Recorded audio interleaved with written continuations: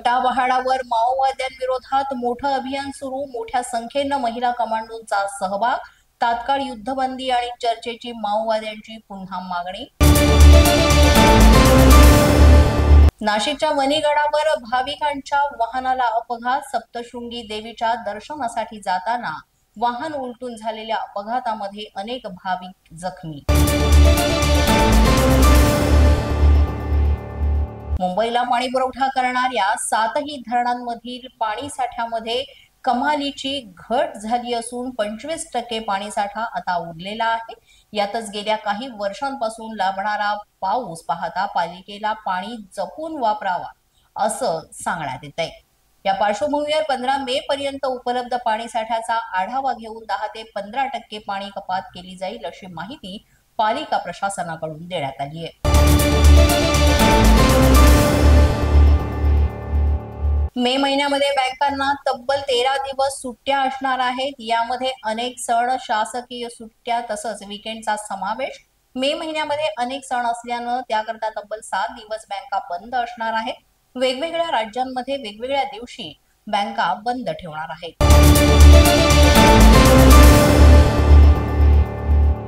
म्हाडामध्ये जाण्याकरता रांगेत उभं राहावं लागणार नाही। मुख्यालयाच्या गेट नंबर 4 मध्ये नागरिकांकरिता मशीन लावण्यात आलेला आहे आणि या मशीनवर मराठी आणि इंग्रजी भाषेत माहिती सादर करण्याची सुविधा सुद्धा आहे।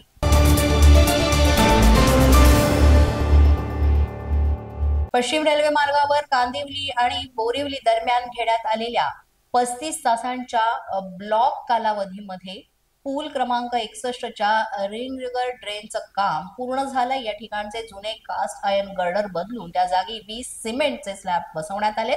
या कामामुळे आता 50 किलोमीटर प्रति तास या वेगानं ट्रेन चालवणं शक्य होणार असल्याचं म्हणणं आहे।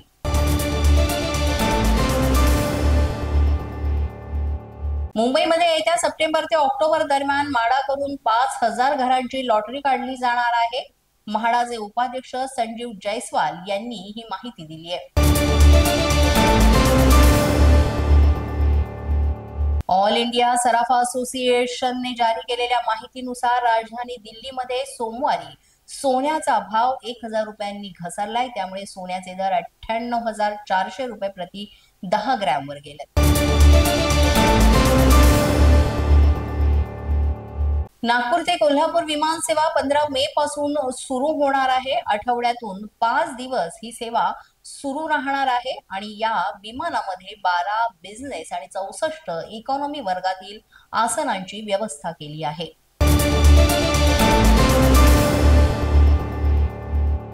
पुण्यामध्ये आता आर्थिक व्यवहारांकरता ऑनलाईन आणि ऑफलाईन असे दोन्ही पर्याय उपलब्ध करून देण्याच्या सूचना यूजीसी संस्थांना दिल्या गेलेल्या आहेत। शैक्षणिक सेवांकरिता यूपीआय वरील आर्थिक व्यवहारांची मर्यादा आता 5 लाख रुपयांपर्यंत वाढवण्यात आली आहे। अशाच नवनवीन व्हिडिओसाठी पोलीस माझा न्यूजचं यूट्यूब चॅनल सबस्क्राईब करा। तसंच आमचं फेसबुक, इंस्टाग्राम आणि ट्विटर अकाउंट फॉलो करा।